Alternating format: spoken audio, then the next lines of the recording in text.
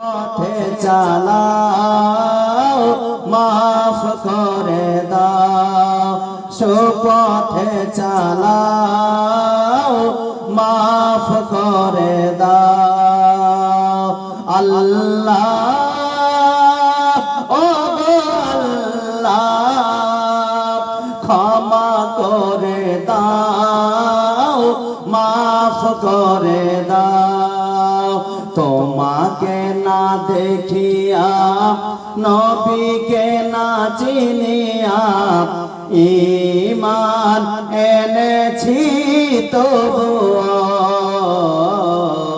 তোমাকে না দেখিয়া নবীকে না চিনিয়া ঈমান এনেছি তবুও।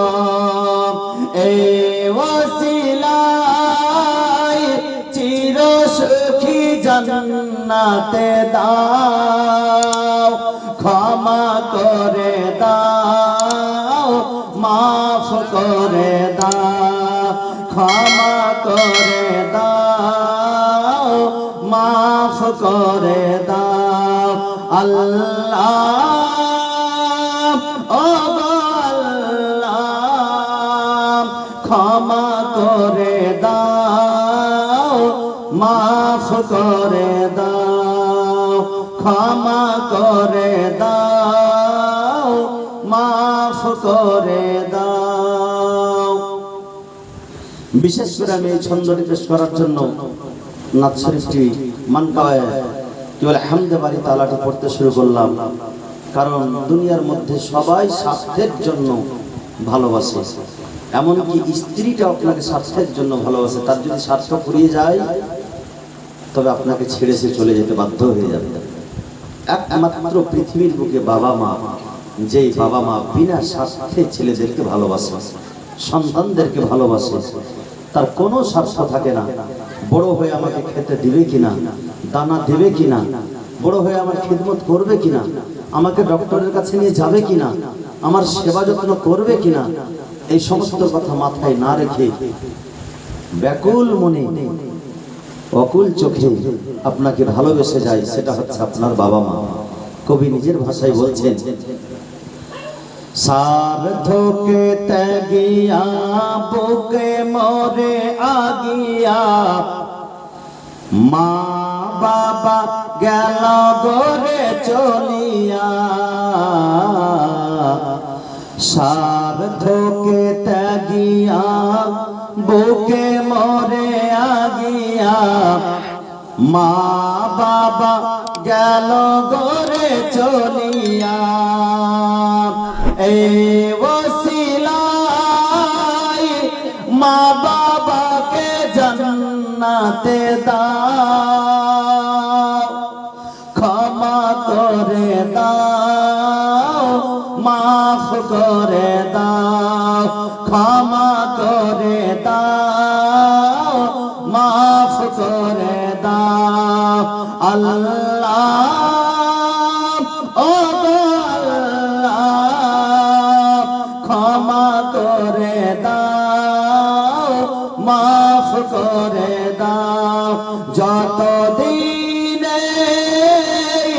জীবন বিনা বাঁচিবে, সুপথে চালাও, মাফ করে দাও, সুপথে চালাও, মাফ করে দাও। বিরাদরান ইসলাম মুআজ্জাজ মুহতারাম সামায়ের ইকরাম বয়োজ্যেষ্ঠ বাবাজিরা আমার, পর্দানা সীমা ও ভগ্নীগণ আমার, আমি আজকে যে কটা কথা বললাম বিরাদার, অবশ্যই তার প্রতি আমল করার চেষ্টা করতে হবে। কদিনের দুনিয়া, এই দুনিয়াটা আমাদের জন্য আরামের জায়গা নয়। আল্লাহ রাসূল প্রকাশ্যভাবে বলে দিয়েছেন, আর দুনিয়া ও সিজনুল লিল মুমিনিন ওয়া জান্নাতুল লিল কাফিরিন। দুনিয়াটা আমাদের জন্য কায়দখানা, জেলখানা, আর কাফিরদের জন্য আরামের জায়গা। আমাদের আসল আরামের জায়গাটা হচ্ছে কবর, আর সেই আরামের জায়গাটা আরামের তখনই হবে যখন আপনার আমলটা সঠিক হবে, যখন আপনার ঈমানটা সঠিক হবে। বিরাদারান ইসলাম, আমাদের বয়স শেষের দিকে হয়ে যাওয়ার পরেও আমরা নামাজ ধরতে পারি না, আমরা রোজা করতে পারি না। বেরাদারের ইসলাম, অবশ্যই আমলের দিকে ধ্যান করতে হবে। আর বাপ মায়ের সেবাটা এটা মাস্ট, আপনাকে করতেই হবে। যদি বাপ মায়ের সেবা না করেন, আজকে বাপ মা আপনি, আপনার বাপ মা, কালকে আপনি বাপ মা হবেন। আজকে শ্বশুর শাশুড়ি আপনার, কালকে আপনি শ্বশুর শাশুড়ি হবেন। বেরাদারের ইসলাম, তবে দুনিয়াতে আপনি যেমনটা করবেন তেমনটার ফল কিছু দুনিয়াতে পাবেন আর কিছু আখিরাতে পাবেন। বেরাদারের ইসলাম, অবশ্যই আমাদেরকে তার সেবা যত্ন এবং তার জন্য মিলাদ, দোয়া, ফাতিহা, ইসালে সওয়াব করতে হবে।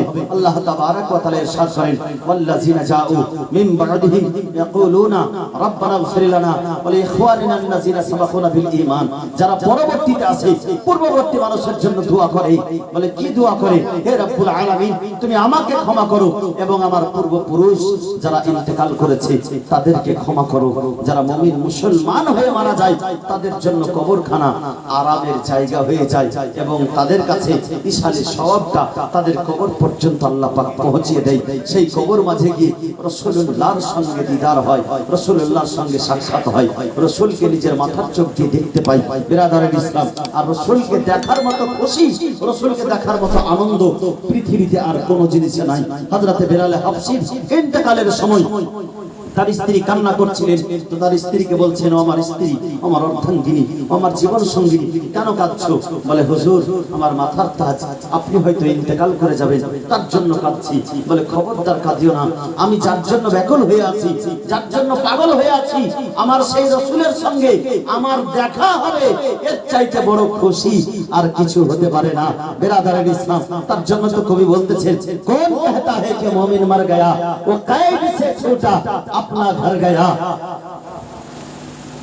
ना मुसलमानों ना घबराओ मुसलमानों, अभी खुदा की शान बाकी है, अभी इस्लाम जिंदा है, अभी कुरान बाकी है, मोहम्मद की मोहब्बत दीन हक की शर्त अव्वल है, इसमें अगर हो कुछ खामी तो सब कुछ नामुकम्मल है, कि मोहम्मद से वफा तूने तो हम तेरे हैं, ये जहां क्या चीज है लौह कलम तेरे हैं। बिरादर इस्लाम, इबादत रियाजत করতে হবে।